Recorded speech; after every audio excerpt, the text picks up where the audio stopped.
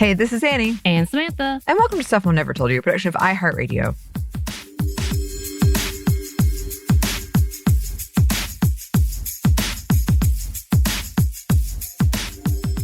And y'all, as you heard yesterday, obviously, when we were doing our Monday Mini, and Anney was like, hey, July, that's Disability Pride Month. So, of course, we wanted to jump in to celebrate activists who've been working not only in disability justice, but so much more, because you know it's always intersectional here. And today we're starting off with activist, lawyer, writer, speaker, and so many other titles, Haben Girma. And Girma is a Harvard Law School graduate, born and raised in the San Francisco Bay Area, and is a human rights lawyer. And here's a bit from her website. The first deafblind person to graduate from Harvard Law School, Haben Girma is a human rights lawyer advancing disability justice. President Obama named her a White House Champion of Change, and the World Health Organization appointed her Commissioner of Social Connection. And in the site, she talks about why she decided to be a disability rights lawyer. Quote, as a deafblind student in college, I witnessed advocates using the Americans with Disabilities Act, ADA, to change social attitudes. The National Federation of the Blind regularly referenced the ADA when explaining to technology developers why designing access for people with disabilities is a necessity. I heard how the National Association of the Deaf used the ADA to increase closed captioning online, and how disability rights advocates use the ADA to compel Target's tech team to make Target.com accessible to blind Americans. Impressed by the success of these advocates, I felt inspired to join them. Back then, and even now, I encountered many barriers in the digital world, not because of my disability, but because of attitudes among tech developers that trivialize access for disabled people. Yeah, we've talked about that previously on different episodes about the fact that it could be easy, but they don't think it through and trivialize the needs. So just as a kind of asterisk there. Girma lost her sight and hearing as a young child and currently retains 1% of her sight. Growing up, she did have access to technology such as a digital braille device, but she talked about the fact her brother, who was also deafblind, did not, because they did not live in the U.S. at the time. And so it was kind of a conversation about the differences and the privileges she was able to have in the U.S. Later, she would go on to successfully graduate from Lewis and Clark College, graduating magna cum laude, going on to Harvard Law, obtaining her Juris Doctorate, JD. And after receiving her degree, Girma joined the Disability Rights Advocates, or DRA, representing people with disabilities as a staff lawyer. Since she started her work as a human rights lawyer and justice advocate, Girma has been very vocal in talking about the importance of countering ableist attitudes and inaccessibility. Here's a quote from a 2023 Forbes article titled "Disability Sparks Innovation: Insights from Deafblind Human Rights Lawyer Haben Girma." During her powerful speech, Haben shared that the barriers she has encountered as a disabled person have been due not to her disability, but rather ableism, a system of beliefs and practices that treat disabled people as inferior to non-disabled people. The daughter of refugees and a Black disabled woman, Haben says she's built her path to success, which she documents in her best-selling memoir, Haben, the deaf-blind woman who conquered Harvard Law, on the belief that inclusion is a choice. And the article continues, as someone who was named a White House Champions of Change by President Obama, appeared on Forbes' 30 Under 30 list, has learned to dance, ski, climb, and surf, and is an accomplished lawyer and a disability rights advocate, Haben's disability hasn't held her back.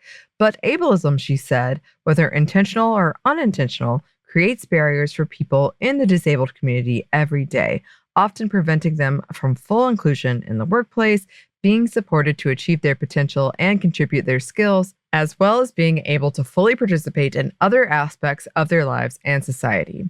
We need people to recognize that disabled people are talented, said Haben during her remarks at the forum.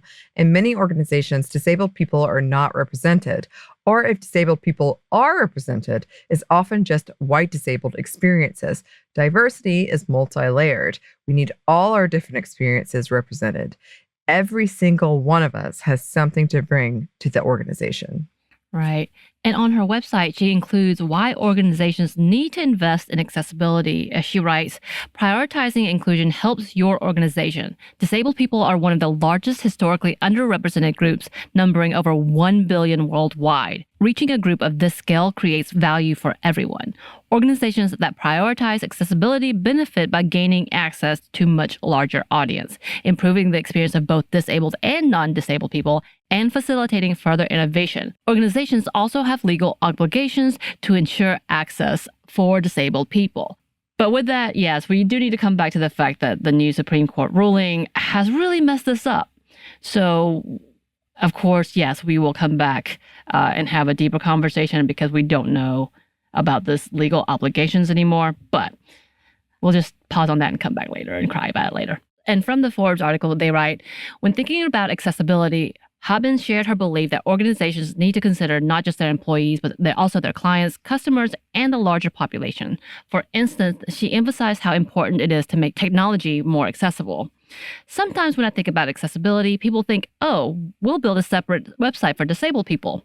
Separate is never equal. It might start out with good intentions, but down the line, the separate app or website for disabled people ends up with fewer updates, fewer resources, and that's not equal. So what we want is one app, one website, or one organization that's accessible to everyone. And when you are designing digital services, the web content accessibility guidelines are a great tool.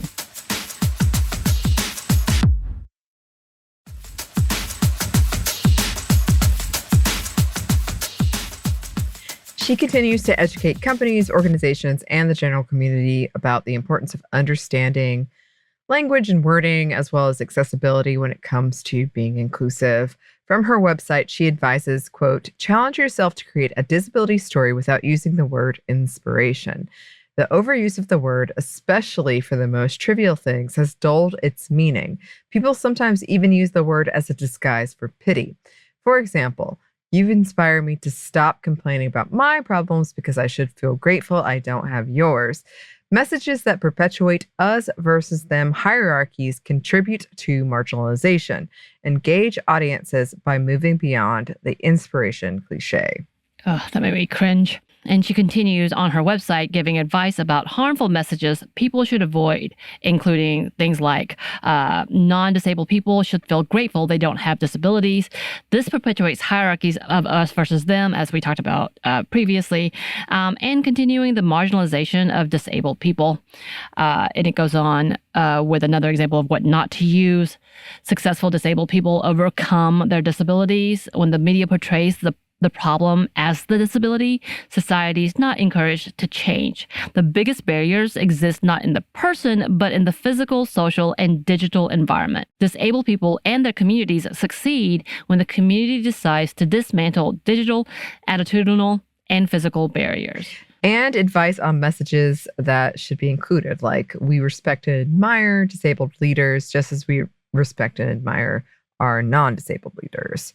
We're all interdependent and go further when we support each other. And of course, she has received many accolades for her work, including being named a champion of change by the Obama administration, being one of Forbes 30 Under 30, awarded the Helen Keller Achievement Award, and she, as we said earlier, has written and published a memoir titled Haben, the Deaf-Blind Woman Who Conquered Harvard Law, obviously being noted as the first to do that. It's amazing. And apparently it's a bestseller. We need to put this on our list soon of our many memoirs that we need to read. Yes. Yes, we should. And we've talked about this before, but this is something we've seen in our line of work where we've been pushing for transcripts. There has been some movement on that, but listeners, let us know, because I think that's really important. And that's been something for me that I have really wanted. And I hope that we're moving in the right direction. But Haben is right that was like not a priority, because it's always the disability is a bit lower of a priority. And I don't think it should be that way. So, well, as always, if you have any thoughts about this or any suggestions, please let us know. You can email us at stuffmediamomstuff@iheartmedia.com. You can find us on Twitter at Momsta Podcast or on Instagram and TikTok at Stuff I Never Told You. We're also on YouTube.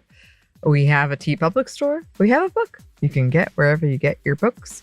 Thanks as always to our super producer Christina, our executive producer Maya, and our contributor Joey. Thank you, and we're so sorry, especially me. Christina, you're the best. We love them. So many mix-ups. Yes, thank you. And thank you for listening. Stuff I Never Told You is a production of iHeartRadio. For more podcasts from iHeartRadio, you can check out the iHeartRadio app, Apple Podcast, or wherever you listen to your favorite shows.